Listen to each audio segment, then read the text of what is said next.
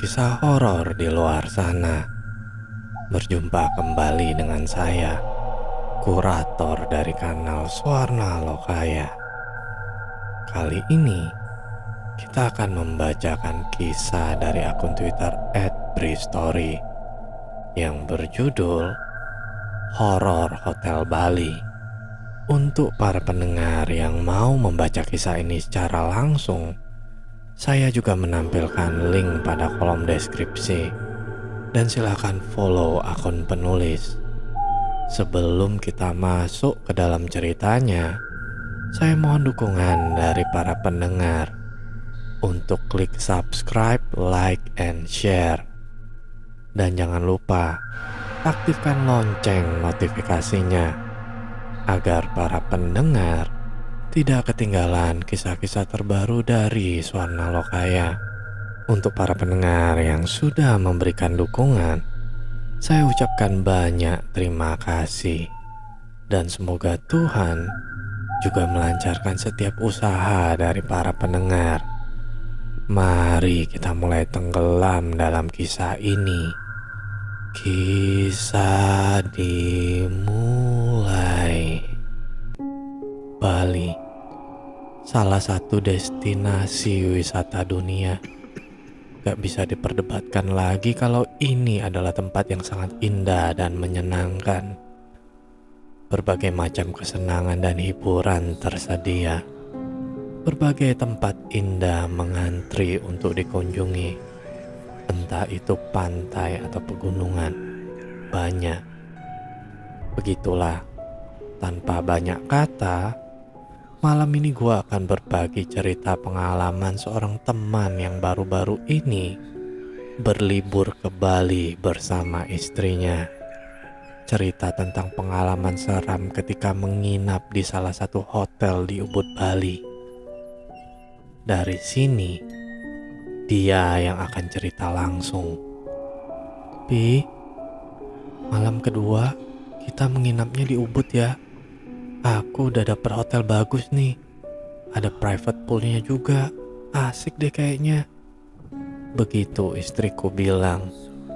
Beberapa hari sebelum kami berangkat, aku yang gak mau ribet, lebih senang untuk menyerahkan semuanya ke istriku. Entah itu hotel tempat menginap, tempat-tempat yang akan dikunjungi, semuanya dia yang mengatur. Jadi ketika dia bilang begitu tentang hotel, aku iya-iya saja. Dan ya memang, sekilas melihat foto-foto hotel di Ubud itu, aku melihatnya sangat bagus. Jadi lebih seperti villa daripada hotel. Villa-villa yang berada di dalam satu lingkungan besar, dengan nuansa tipikal daerah Ubud yang dikelilingi persawahan dan pepohonan hutan kecil. Sungguh tempat yang sangat asri dan terlihat menenangkan. Ya sudah, papi sih ikut aja. Tempatnya juga kelihatannya enak. Jawabku menyetujui. Rencananya, 2 malam kami akan menghabiskan waktu di Ubud. Selebihnya akan eksplorasi pantai. Singkat cerita, hari yang kami tunggu-tunggu datang juga. Hari di mana kami berangkat ke Bali. Seperti yang sudah direncanakan. Hari pertama kami menginap di Denpasar. Tinggal di salah satu hotel kawasan Kuta. Gak ada yang perlu diceritakan di hari pertama ini. Semuanya berjalan normal, menyenangkan. Hari kedua, barulah menuju Ubud. Sengaja memilih Ubud karena kami memang menginginkan suasana alam persawahan untuk healing yang tentu menenangkan. Tapi, baru pada sore harinya, kami berangkat menuju hotel di Ubud tempat kami menginap. Perjalanan kira-kira 1 jam lebih harus kami tempuh dari Denpasar menuju lokasi hotel. Namun, sepanjang perjalanan lagi-lagi kami disuguhi pemandangan yang gak membosankan. Makin dekat ke Ubud, makin banyak gelaran persawahan jadi pemandangan indah. Gak terasa, menjelang jam 6 sore. Setelah melalui jalan yang berliku, kami hampir sampai menuju lokasi hotel yang letaknya tidak di tengah kota. Kami harus melewati pedesaan yang masih tergolong sepi. Dibantu Google Map, kami mengikuti arah jalan yang harus ditempuh. Sebenarnya nggak terlalu susah, namun memang menuju ke hotel ini bisa dibilang agak berliku. Beberapa kali juga kami harus melewati pemakaman umum, sepi dan agak creepy. Nah, ketika sudah sangat dekat dengan gerbang pintu masuk hotel pun, kami melihat ada pemakaman umum yang cukup besar. Lagi-lagi terlihat sangat sepi dan kosong. Aku dan istri saling diam ketika melewatinya karena suasananya sedikit beda. Kok deket kuburan ya, Pi? Tanya istriku. Pertanyaan yang tidak memerlukan jawaban. Aku diam saja. Gerbang bergapura besar khas Bali berdiri di tengah-tengah pepohonan.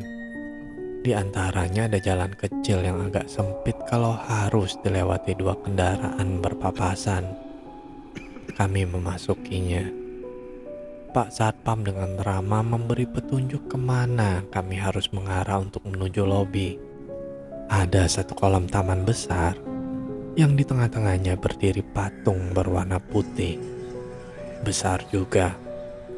Kami harus berputar setengah lingkaran mengelilinginya untuk sampai ke lobi. First impression, dari halaman depannya saja hotel ini kelihatan cukup besar. Ruangan lobinya berbentuk rumah panggung dengan suasana yang nyaman. Ada yang menarik perhatian. Lobi besar ini ternyata hanya ada satu orang saja yang terlihat, yaitu wanita cantik yang duduk di balik meja penerima tamu. Dengan ramah dia menyapa kami. Selanjutnya, istriku yang melakukan proses check-in. Sementara aku melihat-lihat sekitar. Seperti yang sudah aku bilang tadi, bangunan lobi yang besar ini berbentuk seperti rumah panggung. Jadi ada satu balkon di sisi kanan. Dari situ bisa melihat sekitar. Aku berdiri di balkon itu. Dari balkon, aku melihat pemandangan yang cukup asri. Tapi karena sudah menjelang malam, jadinya tidak seterang siang. Tapi walaupun begitu, aku masih bisa melihat rindangnya pepohonan hutan kecil yang jaraknya hanya belasan meter dari tempatku berdiri. Pemandangan yang indah. Nah, dari tempat ini, aku melihat ada jalan kecil yang terlihat hanya untuk pejalan kaki atau sepeda.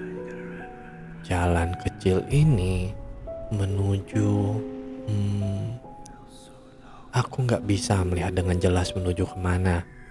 Tebakanku, itu adalah sebuah ruangan yang entah ruangan apa. Sore, Pak. Tiba-tiba ada sapaan. Ada yang sedang duduk di kursi yang letaknya berada persis di ujung jalan kecil tadi. Tempat duduknya hampir persis di bawah balkon tempat aku berdiri. Seorang pemuda berusia sekitar 20-an awal, mengenakan kemeja lengan panjang berwarna putih bercelana panjang hitam. Terlihat seperti pegawai baru masuk atau pegawai magang. Sore, aku membalas sapaan ramahnya dengan senyuman. Karena jarak kami hanya beberapa meter, jadinya aku bisa melihatnya dengan jelas. Setelah bersapaan, kemudian pemuda itu mengalihkan pandangannya ke depan. ke hutan kecil di hadapan kami. Aku juga begitu. Menatap ke depan, gak lagi melihat ke bawah. Beberapa detik kemudian, istriku memanggil, "Pi, udah, ayo." Ternyata proses check-in sudah selesai. Sebelum menghampiri, refleks aku menoleh ke bawah, ke tempat di mana pemuda berbaju hitam putih itu duduk. Tapi aneh, ternyata dia gak ada di tempatnya. Kursinya sudah kosong. Mungkin sudah masuk ke ruangan, begitu pikirku. Tapi masa iya hanya dalam 3 atau 4 detik? Tapi ya sudah, aku gak terlalu memikirkannya. Setelah itu aku langsung menghampiri istriku. "Nanti kendaraan bisa parkir di tempat itu saja ya Pak. Petugas kami akan mengantarkan Bapak dan Ibu menuju kamar." Mbak resepsionis bilang begitu, sambil menunjuk ke arah lapangan di samping bangunan lobi ini. Ternyata memang hotel ini berkonsep villa atau resort. Salah satu peraturannya, kendaraan diberi tempat parkir khusus.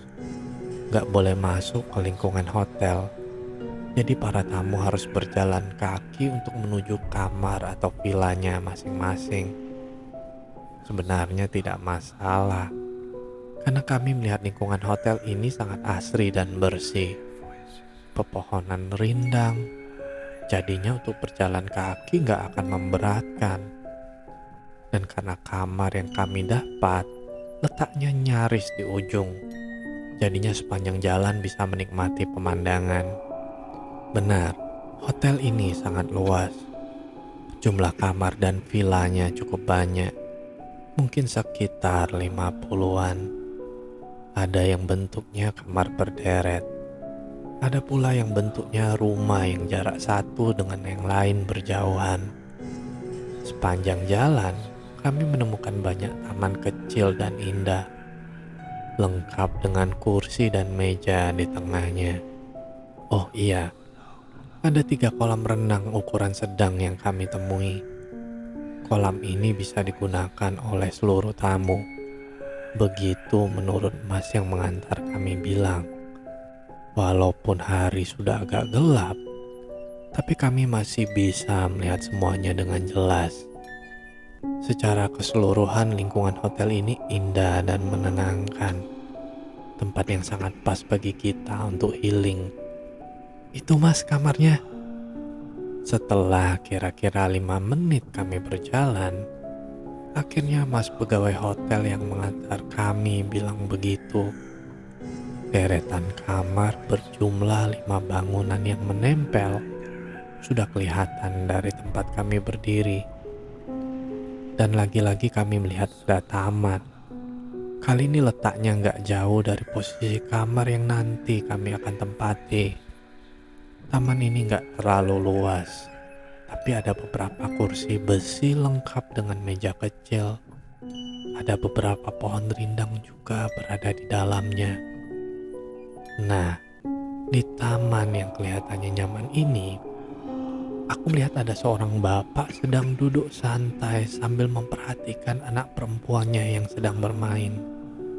Kami sempat berpandangan dan saling melempar senyum. Sepertinya bapak dan anak itu tamu di sini juga. Aku pikir begitu. Hanya berjarak belasan meter dari taman tadi, akhirnya kami sampai. "Ini kamarnya," ucap Mas hotel sambil membukakan pintu. Kemudian kami masuk. "Wah, kamarnya besar," ucap istriku pelan. Memang benar, menurutku juga begitu. Kamar ini besar. Setelah melewati pintu, di sebelah kiri adalah letak toilet berada. Toiletnya besar, dengan bathtub besar juga di dalamnya. Selain itu, isi kamar gak beda jauh lah dengan kamar hotel lainnya. Ada tempat tidur, meja, kursi, TV. Oh iya, tempat tidurnya agak berbeda. Tempat tidur besar desain kuno berbahan kayu, dilengkapi dengan kelambu tipis mengelilinginya. Dan tentu saja ada kolam renang kecil di bagian belakang hotel, private pool. Kolam renang ini berhadapan langsung dengan pesawahan tanpa pagar pembatas. Tapi karena kami sampai di situ hari sudah gelap, jadinya pemandangan di belakang gak begitu kelihatan indahnya. Terima kasih ya mas, ucapku berterima kasih kepada pegawai hotel yang mengantarkan kami tadi ketika dia berpamitan. Setelah itu kami mulai membereskan barang bawaan, unpack istilahnya. Oh ya, rencananya kami akan menginap di hotel ini selama 2 hari. Pi, tas hitam yang satu lagi kemana ya? Kok nggak ada? Iya, ternyata ada salah satu tas kami yang tidak ada. Aku pikir mungkin tertinggal di mobil atau di lobi hotel. Coba aku telepon ke lobi ya, siapa tahu ketinggalan di sana.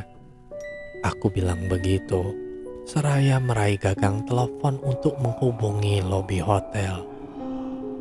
Setelah itu, aku terlibat percakapan dengan staf resepsionis di ujung telepon, menanyakan keberadaan tas kami. Tapi ketika masih dalam perbincangan, tiba-tiba pintu kamar ada yang mengetuk dari luar. Mbak, ada yang mengetuk pintu, boleh nanti saya telepon lagi? Aku bilang begitu, kemudian menutup percakapan telepon.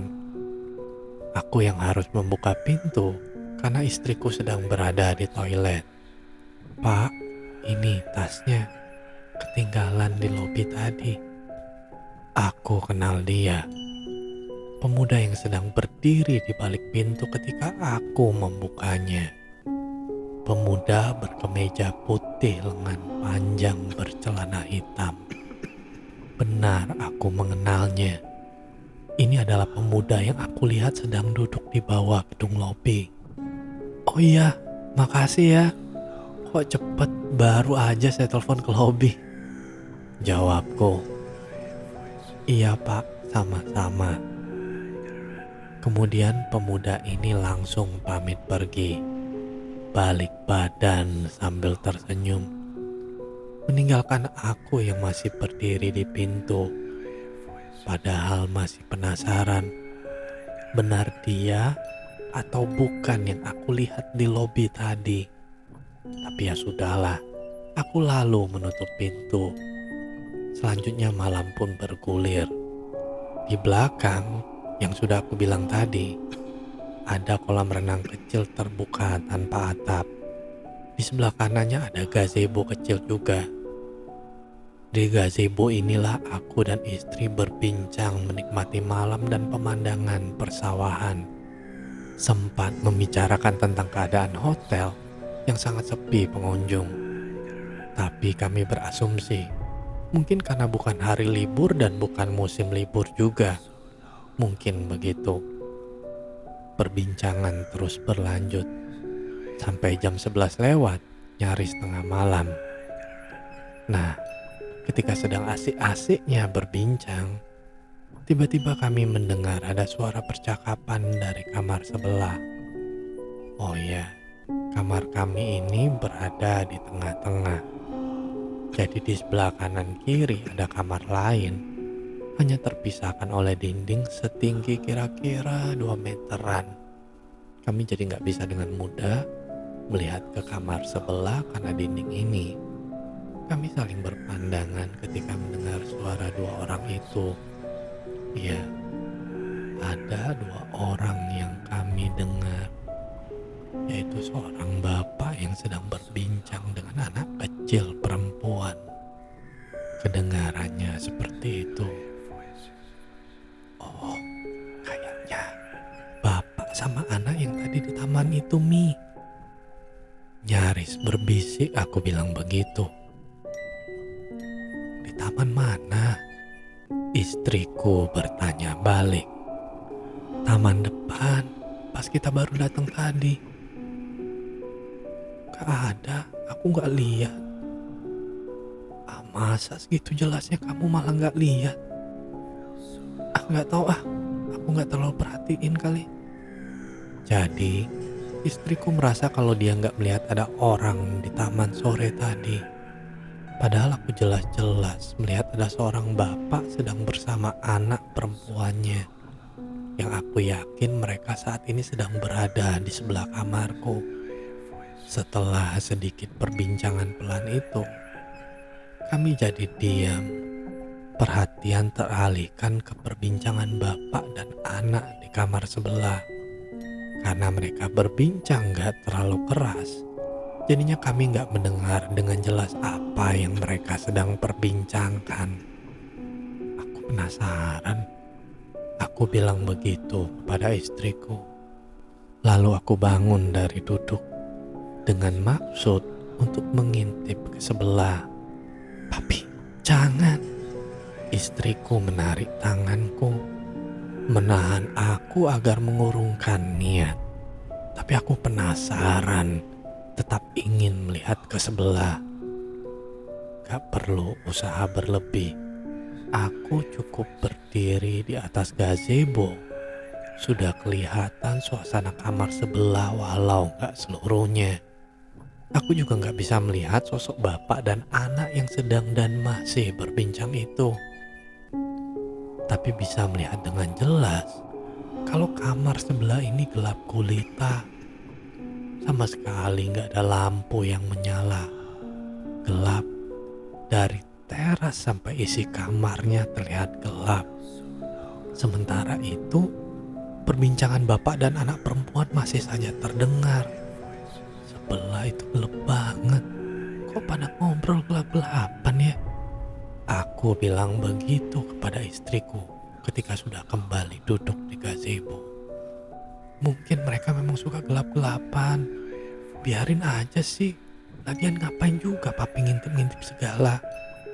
Sungut istriku. Suka gak suka, kami jadi terus mendengarkan perbincangan di sebelah. Karena sangat menarik perhatian. Cukup lama kami mendengarkan yang awalnya gak ada perasaan apa-apa.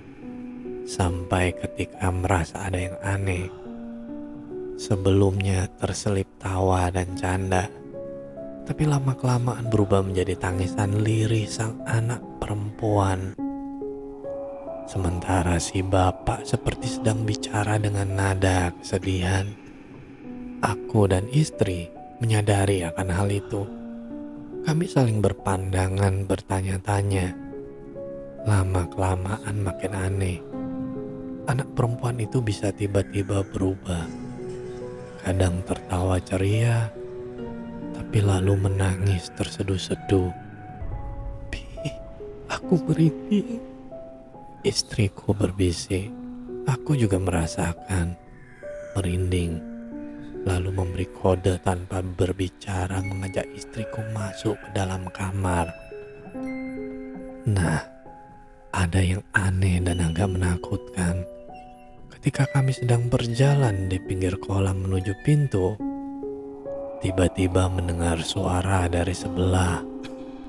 Mau kemana? Begitu bilangnya. Dan aku yakin kalau itu adalah suara bapak yang ada di sebelah. Kagetlah kami. Belum selesai. Setelah suara mau kemana, berikutnya kedengaran suara cekikikan anak kecil. Dan kami yakin kalau itu adalah cekikikan anak kecil yang ada di sebelah juga. Merinding. Kami sempat berhenti langsung kembali melangkah cepat masuk ke kamar. Menutup pintu lalu duduk di atas tempat tidur. Istriku kelihatan cemas. Aku berusaha menenangkan dengan bilang kalau tadi hanya salah dengar. Gak mungkin, orang jelas-jelas suara itu negur kita. Udah lami, yuk kita tidur aja yuk. Lagi-lagi aku berusaha menenangkan. Kira-kira sudah jam 1 malam. Aku masih terjaga di atas tempat tidur. Sementara istriku sepertinya sudah nyenyak. Aku nggak bisa memastikan karena posisi tidurnya memunggungi aku. Jujur, setelah kejadian di gazebo tadi, aku jadi agak was-was. Ada perasaan menyesal juga kenapa berani-beraninya coba mengintip ke kamar sebelah. Jadi begini kan akhirnya. Setelah sudah berada di dalam kamar, beberapa kali aku masih mendengar suara tawa anak kecil itu dari kamar sebelah. Samar tapi masih terdengar. Itulah salah satu sebab aku masih belum juga bisa tidur. Lampu kamar sengaja nggak aku biarkan gelap seluruhnya. Lampu di dekat pintu depan dan lampu kamar mandi aku biarkan menyala. Oh iya, kamar mandi dan kamar tidur dipisahkan oleh dinding yang sebagian besarnya terbuat dari kaca bening. Jadi, dari tempat tidur, kami dapat melihat langsung ke dalam kamar mandi. Begitu juga sebaliknya. Tentang dinding kaca kamar mandi ini, sebelumnya nggak jadi masalah. Tapi ketika sudah tengah malam begini dan ditambah kejadian aneh sebelumnya, aku jadi sedikit was-was. Menoleh sedikit saja ke kanan, aku sudah bisa melihat dalam kamar mandi yang besar ini. Masih jam 1 lewat sedikit ketika aku mendengar sesuatu. Ada suara obrolan lagi. Tapi kali ini suara obrolan bukan dari samping, melainkan dari depan kamar luar. Penasaran, aku kemudian bangun dari tempat tidur lalu berjalan ke pintu dengan langkah perlahan. Makin dekat pintu, makin jelas terdengar perbincangan itu. Sama seperti sebelumnya. Perbincangan kali ini juga terjadi antara seorang bapak dengan anak perempuan. Aku terus melangkah pelan mendekati pintu. Sampai akhirnya langkahku berhenti ketika mendengar kalimat percakapan yang membuat bulu kuduk berdiri. Kamu mau masuk? Suara lelaki dewasa. Mau, Pak. Suara anak kecil perempuan. Mendengar percakapan itu terjadi persis di depan pintu. Saat itu juga aku berhenti melangkah. Anehnya setelah itu, percakapan juga berhenti. Suasana jadi hening. Sangat hening. Kemudian aku berjalan lagi menuju tempat tidur. Belum ada suara-suara lagi, tetap sepi. Perasaanku masih gak karuan. Di atas tempat tidur, lagi-lagi aku belum juga bisa memejamkan mata. 1 menit, 2 menit, 5 menit, gak ada apa-apa. Tapi entah berapa menit kemudian, aku menahan nafas karena mendengar sesuatu.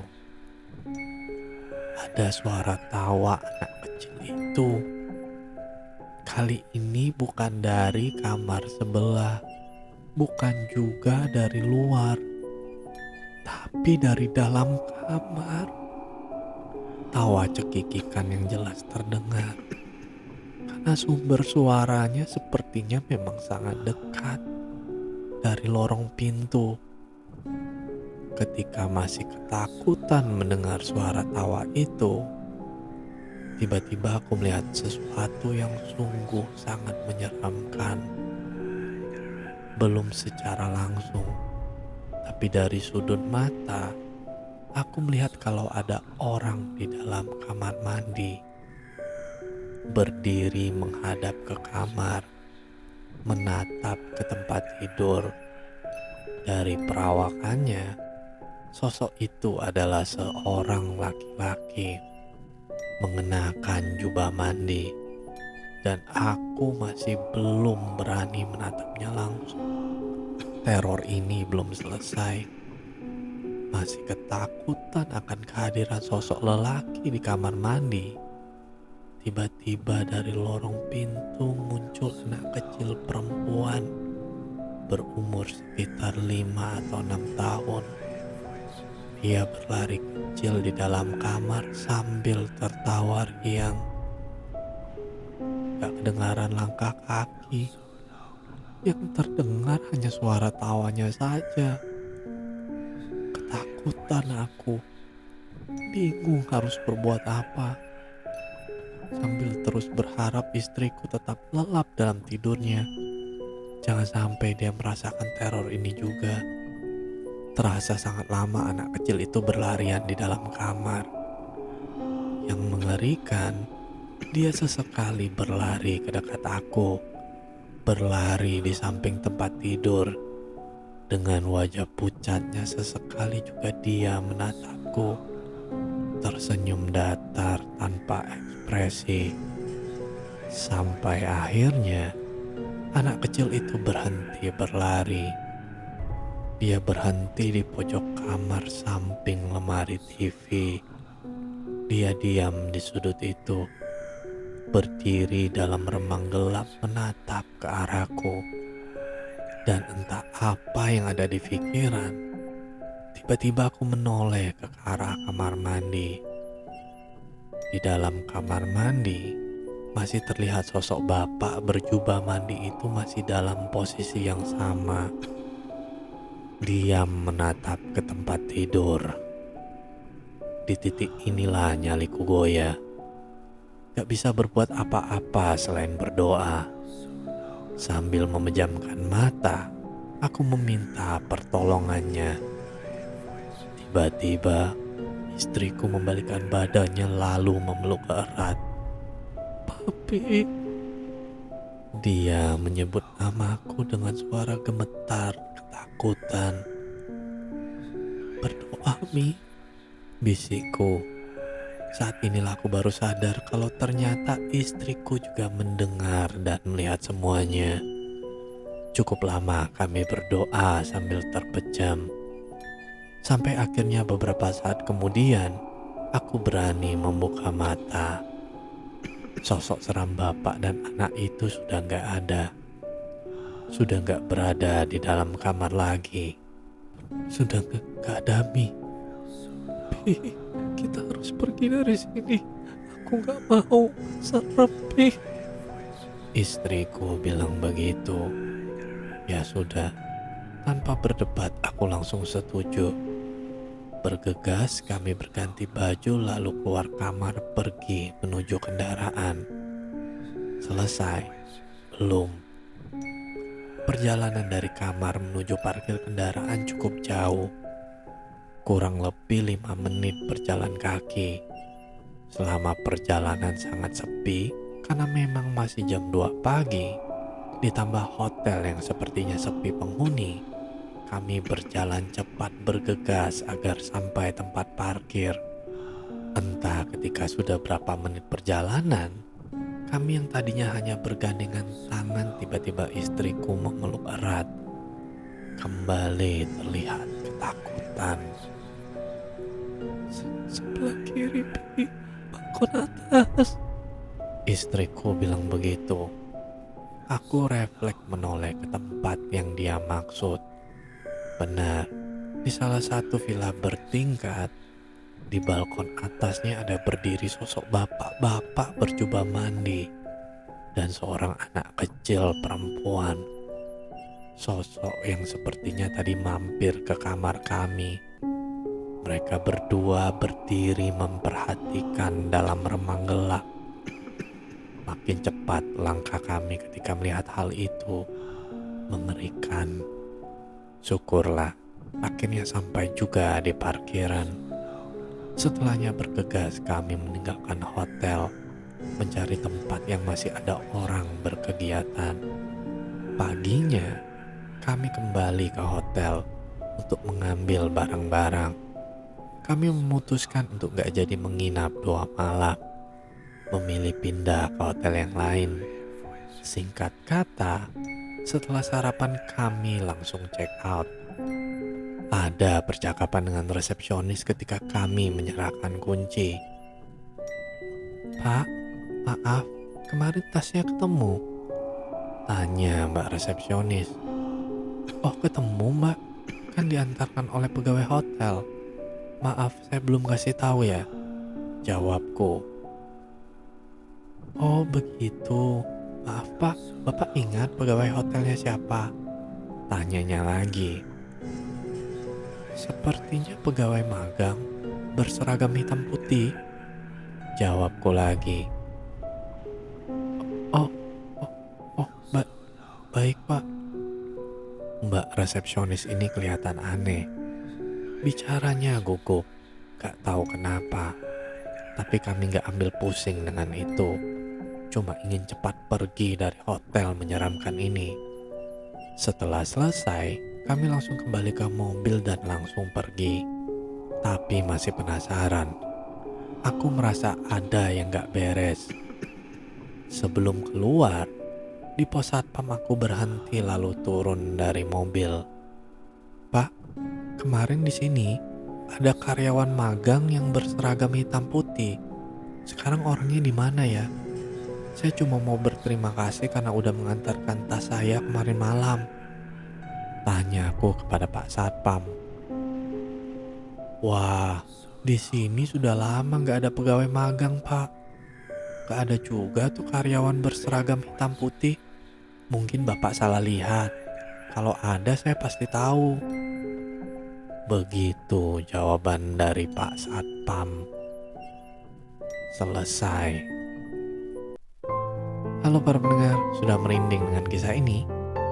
Baiklah, jika para pendengar suka dengan kisah ini silahkan tinggalkan komentar di kolom komentar.